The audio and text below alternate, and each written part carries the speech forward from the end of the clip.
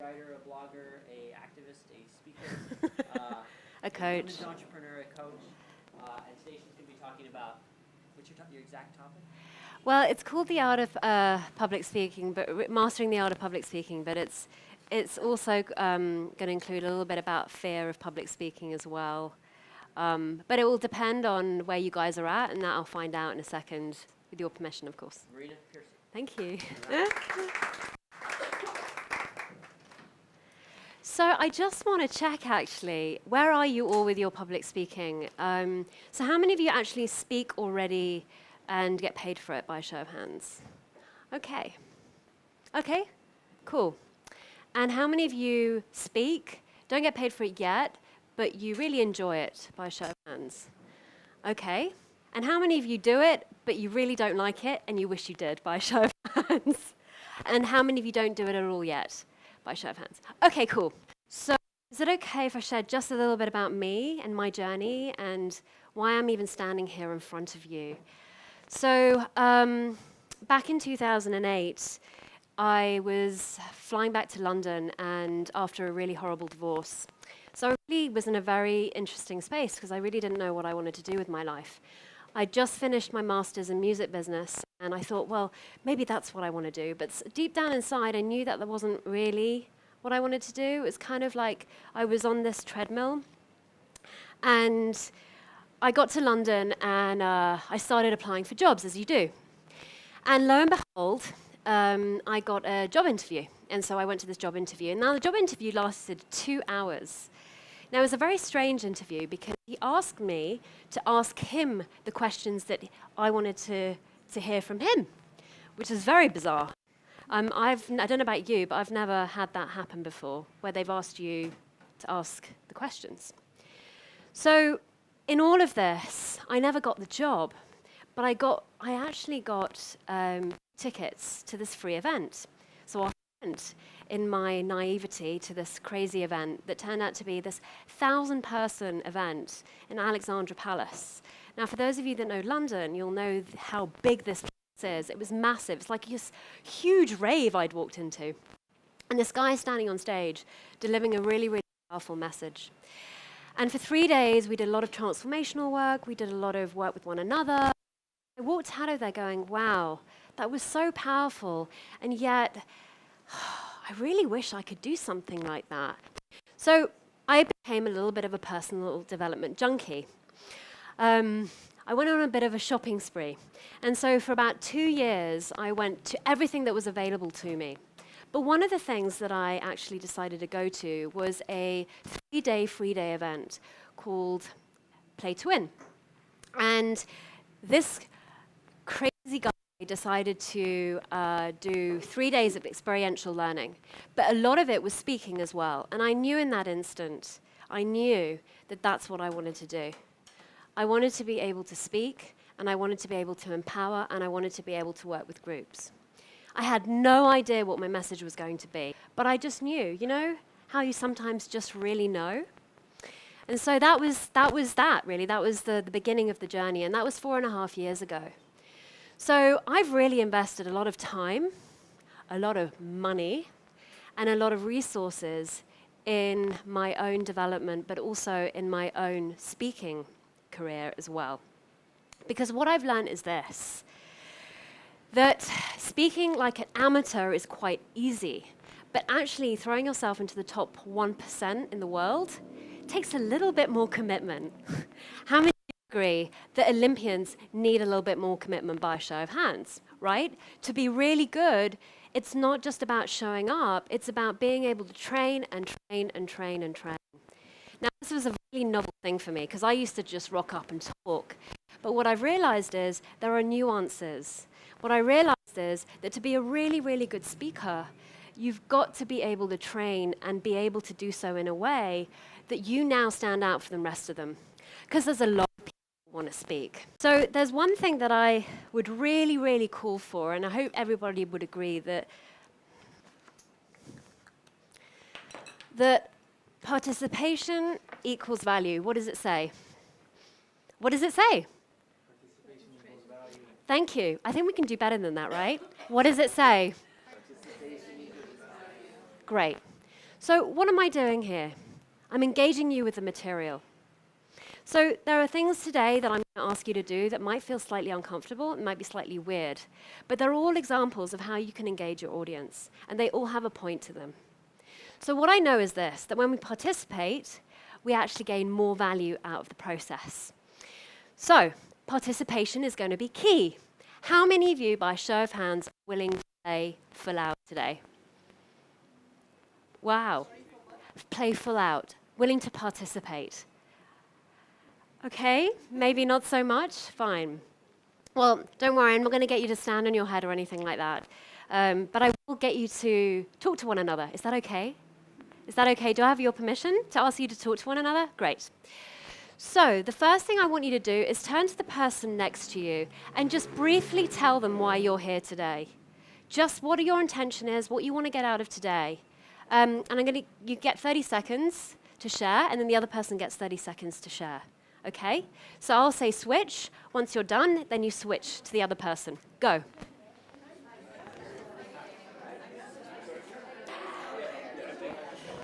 Okay, thank you. So I'd love to hear what brought you here today. Anybody want to share? Oh, thank you. So once again, I'm just using these as examples of how you can engage your audience. Do you start to see that public speaking isn't just necessarily about the person standing up on stage? It's about being able to engage the audience that's there as well.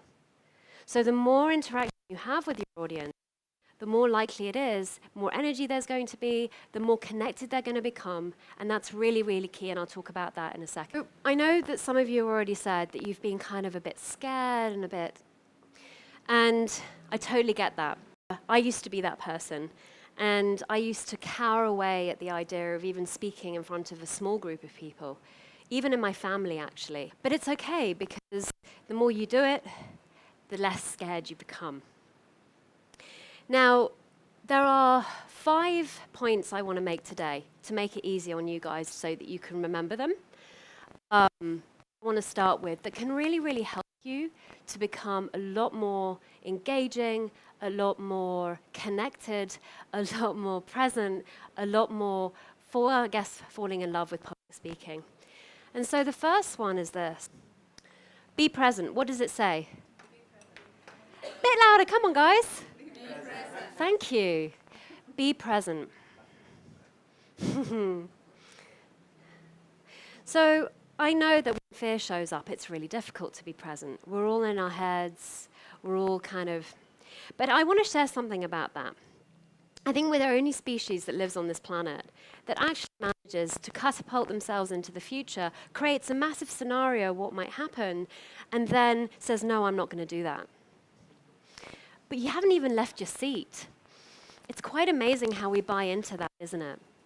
And so I remember it was some mentor of mine. There was a group of us, and we were sitting there, and he said to me, right, you're all going to go on a pizza walk. And I was like, what the hell is a pizza walk? I have no idea what he's talking about. And he was like, well, I was challenged once by my mentor, and he asked me to go into a store and ask for something they definitely did not have. We were like, well, what would that be? And he's like, well, I went into a hardware store and had to ask for pizza. And suddenly we were like, oh God, you're not going to make us do that, are you? People started sweating. I like completely panicking about this whole entire scenario. I was like, no, I'm not going to do that. I'm not going to do that. I'm not going to do that. How?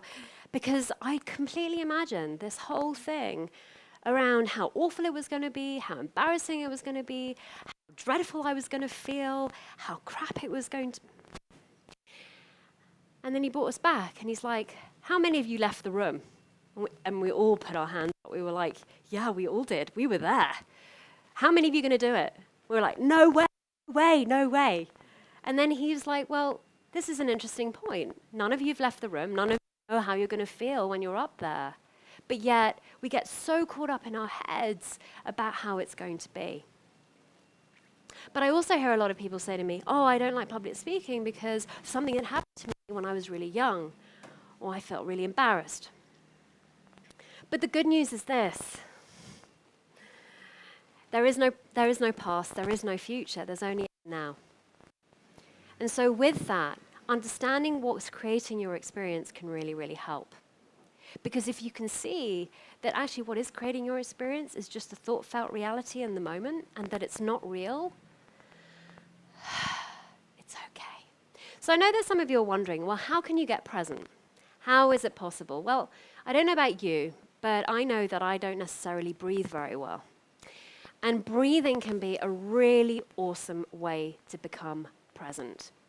Now, when we get scared and when we feel sick and we get all that horrible stuff in our tummies, we can actually we restrict our breathing. Have you noticed that when a baby breathes, it breathes with its tummy? But as we grow older, we restrict ourselves. And we restrict ourselves because we get fear, we get anxiety, and we stop breathing properly. 7 to 11 breaths can really, really help you just calm yourself down and become really, really present and grounded in the moment.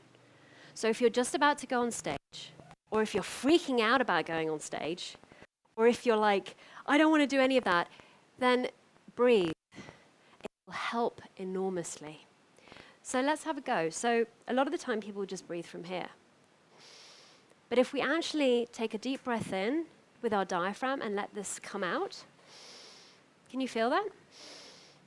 Take a deep breath in and let the tummy come out. It's maybe not very PC because we're told to keep our tummies in. But let's do like 7 breaths and see how we feel. So gain awareness around where you are right now.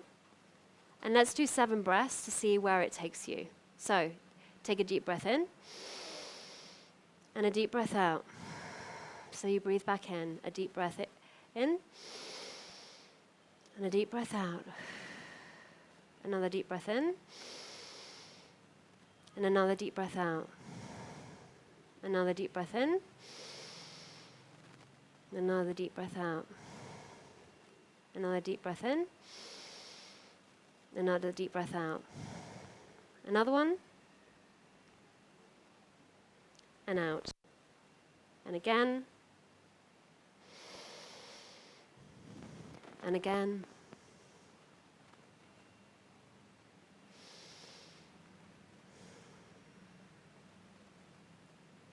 Good. How are you feeling? Do you notice the difference in the energy in the room? It's so simple and yet so, so powerful. But the question is, why do you want to become present? You start to become flexible. Because you need to change the story. So shall we carry on? She goes into the mountains. And in the mountains she sees this little cabin. She sees this big castle that's full of gold and silver and bronze. And she's like, yes, I've always wanted to see this castle. I've always wanted to see this big monument that no longer looked like a castle.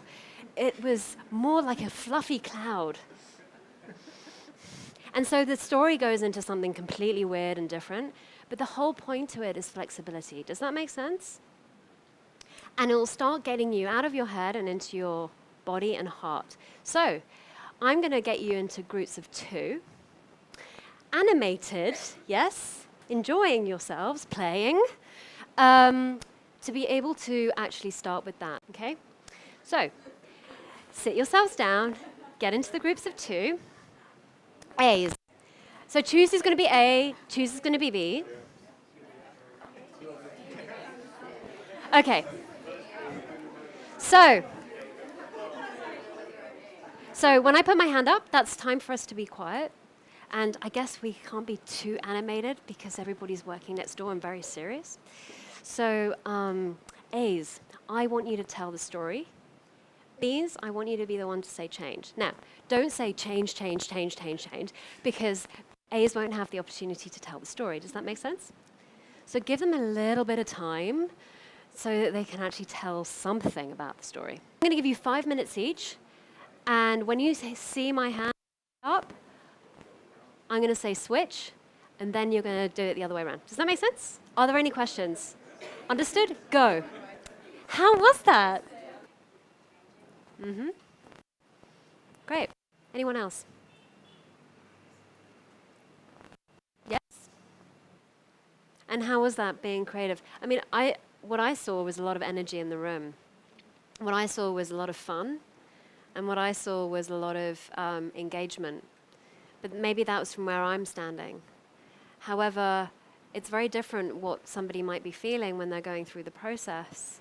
Did anybody really enjoy it? Good. Yeah. What else? Anything else? Yeah. Nice. Nice awareness. Yeah. Yeah, it does. It does. And the more you do it, the less of an issue it becomes. Because the more flexible you become. Yes. Yeah. But also be flexible in anything. Because you might suddenly realize, oh crap, I've missed out a whole chunk of content. Eee! And then what do? Do you stand there and go, oh my God, I'm so sorry, I've missed out a whole chunk of content? Or do you go, you know what? Mister, okay, let's just have some fun and play. Because sometimes, in life, we have to be flexible as well. And the more flexible we are, the more flexible we can be in our speaking. And it's just like yoga. The more you practice, the more flexibility you'll have. But this is like riding a bicycle for the first time. You're consciously incompetent. It's kind of like, how do I, do you remember the first time you rode a bike? Do you remember the first time you drove a car? You're like, what is all this stuff here? I have to check the gear. I have to, how does this work? And then you press on the brake and it's not smooth. With time, guess what? You become unconsciously competent. Why? Because you've done it so many times, and it now becomes something that actually becomes easier and easier and easier. The reason why a lot of people are so scared is they don't get the opportunity to speak as much. And so creating the space for that to happen is really, really key. And I think this is a really, really big deal, because where do you get to speak? If you're petrified of doing so, you don't want to do it. Then you're like, well, I'm not going to do it then. But then you're not going to be able to practice. It's like, I want to drive a car, but I'm not going to get in the car and practice to drive. Then driving a car is going to be really difficult. Because driving a car now becomes impossible to drive because you don't know how to drive it. So this is just a metaphor. Just a metaphor. It's not something you're going to be asked to do in your talks. It's just a metaphor for how you can actually engage with material and be flexible with it. Like last night, I was freaking out. I freak out. And I'm like, oh my God, I don't know what material I'm going to use. I have no idea. Block, block, block, block, block. Boom. At like 3 o'clock in the morning, jet lag has its good points.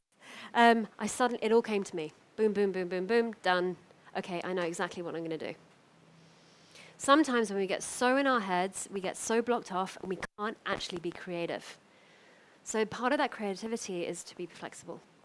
So the next one is be connected. What is it, please? A little bit louder. Thank you.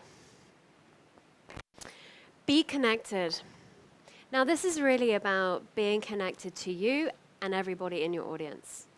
I don't know about you, but I've seen speakers that are just so disconnected from their audience because they're so, I've got to get this right, that they miss. They tune out from what's going on in front of them. Have you ever seen a speaker do that?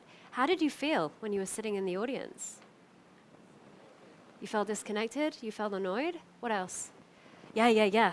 Like time, because him in his head, he's like going, crap, I want this to be over. What else? Did you feel special? Did you feel cared for? No. And I see this all too often, especially with PowerPoint presentations. Beep, beep, beep, beep, beep, beep, beep, beep, beep, beep, beep. They stare more at the PowerPoint than they do at who they've got in front of them. And this is really pointing to quite a few things. First of all, it's pointing to adding massive value. Because it's about the audience. It's not about you as the speaker. It's about the audience.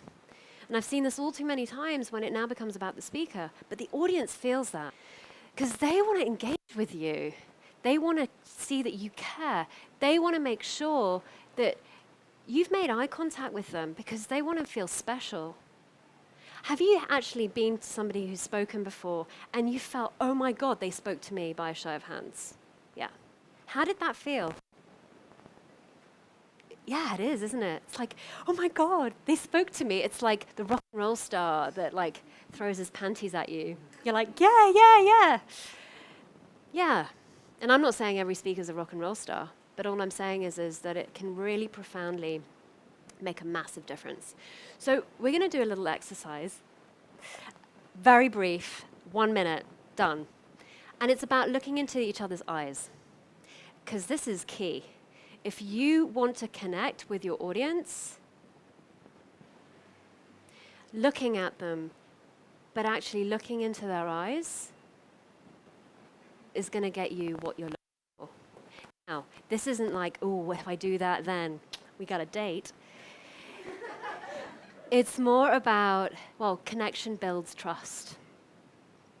And people buy from people they trust. And people buy from people they feel connected to. How many of you want to buy from somebody you don't like, by a show of hands? Exactly. But how many of you are willing to buy from somebody that you feel connected to and trust, by a show of hands? Yeah. So connection's really, really key. And so I used to get so in my head about saying the right thing so that people would buy my programs and blah, blah. And guess what? Nobody did. And then I decided to drop all of the techniques and just connect. And the difference that this has made, not only to me, but also my business and my clients, is huge. I was back in the UK just recently, and in one sitting, I made £9,000. Now, this isn't about money, but I want to share with you, I'm sharing this with you so that you can see the power of this. There is an economy in connection. And I think this is one of the most underused things that we have at our disposal. Yes, connection comes from listening, but it also comes from eye contact. You're going to connect. So I want you to look at your partner's eyes just for 1 minute. So turn to the person next to you once again, now that you've connected with them anyway. And in silence, and hang on, and shh, hang on, and in silence, and in silence, and in silence, I want you to connect, eye to eye. Well, the whole point is just to connect. Whatever shows up will be interesting for you to observe. And go. And time. Phew, God, that's over. Who really enjoyed that, by a show of hands? Good. Who found that slightly uncomfortable? Okay. Just something to observe. Anything else, actually, that you might have felt while you were doing that? Nice. Yes. Connection is really amazing. Like in my workshops, I usually get people to do it for 5 minutes, 10 minutes at a time. And it can bring up a lot of things for people, especially in the big city, when I was doing these in London, because people do not look at you. They'll look anywhere else other than into your space, especially on the tube. And but maybe here in Ubud it's a little bit more normal. You greet people, you care because it's a smaller community. But that's actually part of the whole thing, is when you're inviting people to come and hear you talk and speak, and you're actually being asked to speak, if you can see them as your community, then maybe looking at them and actually engaging with them now becomes easier. Pretty simple, pretty easy, and very effective. Great. So the next one is, be the communication. What does it say? How many of you have actually seen a speaker speak and not move their body, by a show of hands? This is prime real estate. I don't see many speakers using this space up here, which is why I get you to put your hands up. Why? Because a lot of speakers don't do it. So this is about standing out. And this is about being able to be the communication, which is using full body communication. A lot of speakers that I see just stand there and they don't use their bodies. But how many of you know and can see that body is really key to being very powerful as a communicator by a show of hands? It's like 95%, I think, or 90% of our communication is felt through our movement of our bodies. But it's very interesting because we don't tend to use it as much. Now, I'm half Spanish, so we use our hand gestures a lot. And we tend to be very, very physical when it comes down to talking. But in the UK, it's kind of like the movement is very limited. But flexibility and creating space and making things really, really big, especially if you're speaking to a bigger audience. Just imagine for a moment, you've been invited to speak at a 1,000-person gig, and there you are, a tiny dot, and you're like this. How much of a difference would it be if you're actually making big moves, speaking to the audience, using your body language, communicate? Do you think you become more expansive? Sure you do. Your energy becomes more expansive, and therefore you have greater impact. So, one of the little things that I was taught, which is kind of funky and a little bit interesting, is to use your body to say, "Hi, my name is." So it looks something like this. "Hello, everybody. My name is Marina." Marina. And the reason why you touch your heart is because people feel it. Who'd like to have a go? Great. Come on up. Give a round of applause.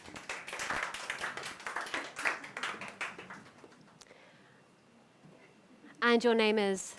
Anna. Anna. Lovely to meet you, Anna. So, you want to give it a go? Sure. Hello, everybody.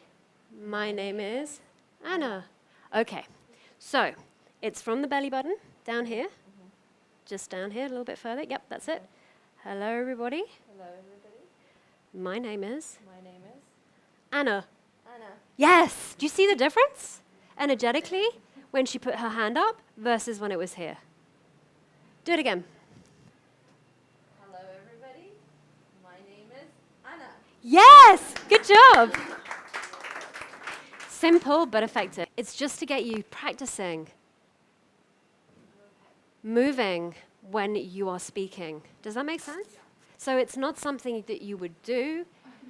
Hello, everybody. My name is Marina. It's so great to have you here today.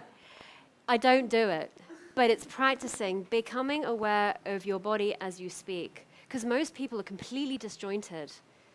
The arms flying out and so on, and they're not aware that they have a body when they're speaking. They're not even aware of what their body's doing when they speak.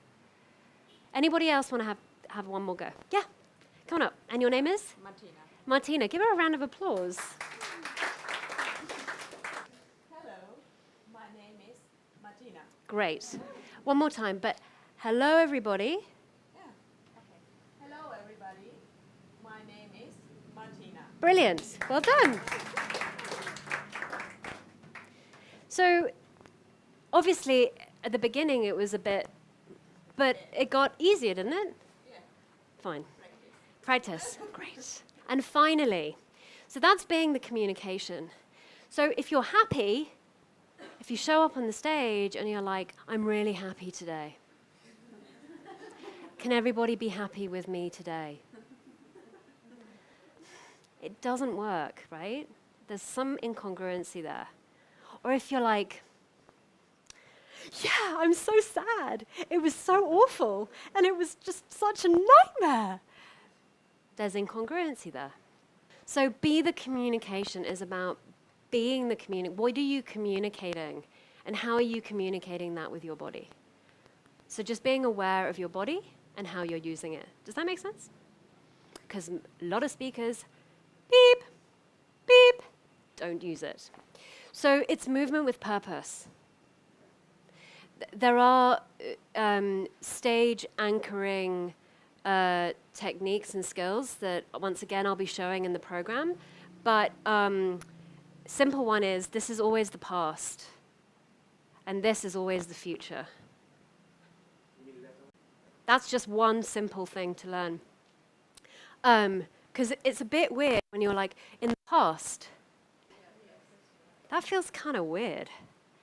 Now, for some people, it may not, actually. For some people, their timelines, which is NLP, they'll be like, yeah, that's the past. But for most, past is over here. Now, power position, in the middle, being strong. But then you can anchor. So there's so much to this, but you can anchor on the stage.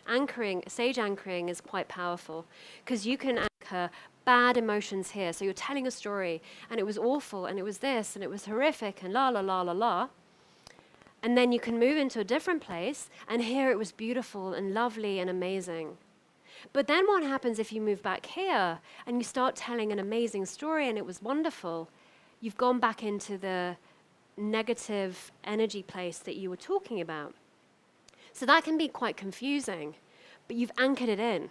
However, you can use the stage so that you can use that. That's the bad place. This is the good place. It's interesting because when you train, so this is the next final one, train.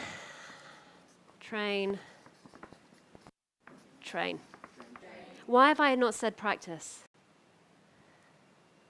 Do athletes practice, or do they train? Now, if you go to the gym once, and you work out really hard, and you really want to lose some weight, and then you're like, I'm done. Does that work? No. You have to keep training yourself.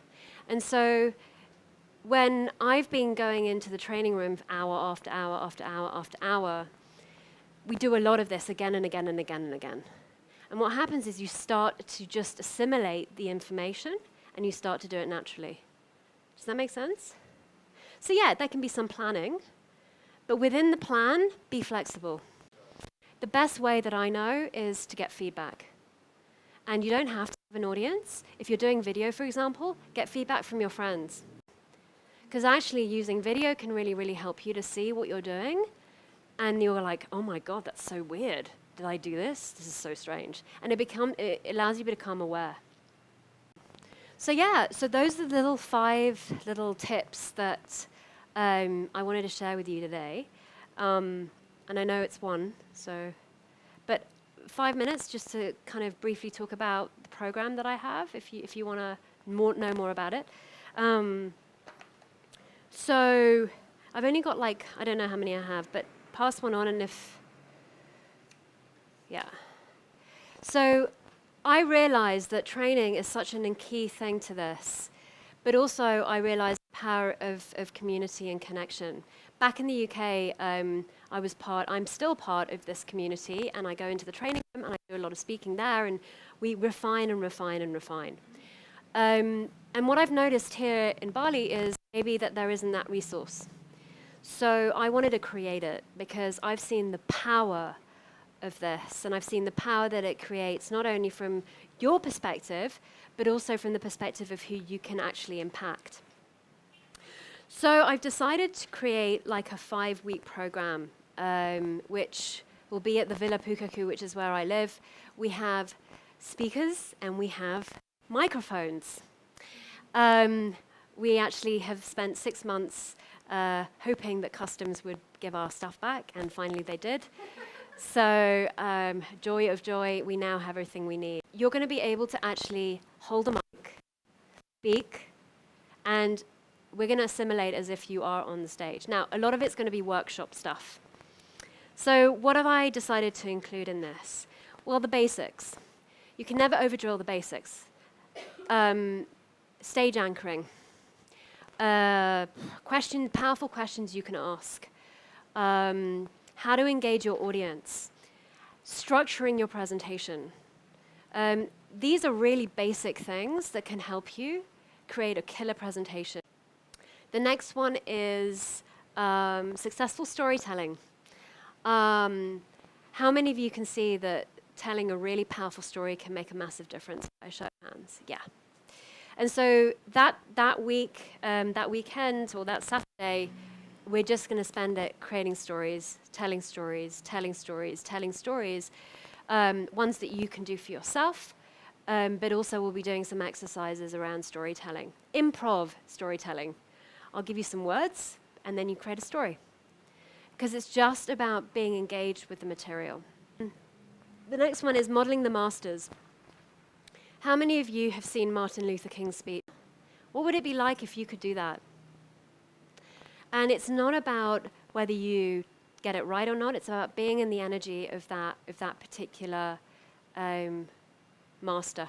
This is a lot of the time we fall back into our way of speaking, but actually if we stretch ourselves and actually get out of our comfort zone and actually start speaking as if as someone else, we stretch our speaking skills.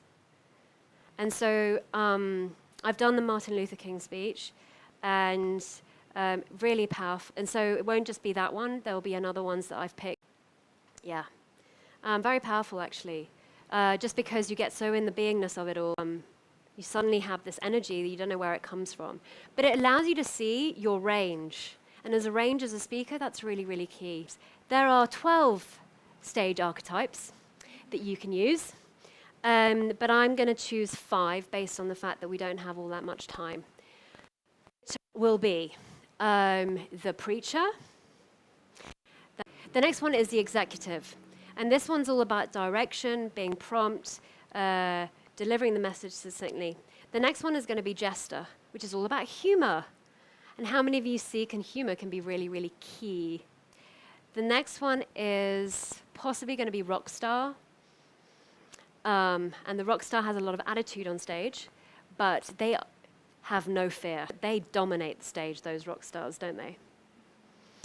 And finally, we'll probably look at a softer archetype. That could be caregiver, or it could be female majesty, for example, where she is all about, and men as well, presence, grace, and poise, which is also pretty cool.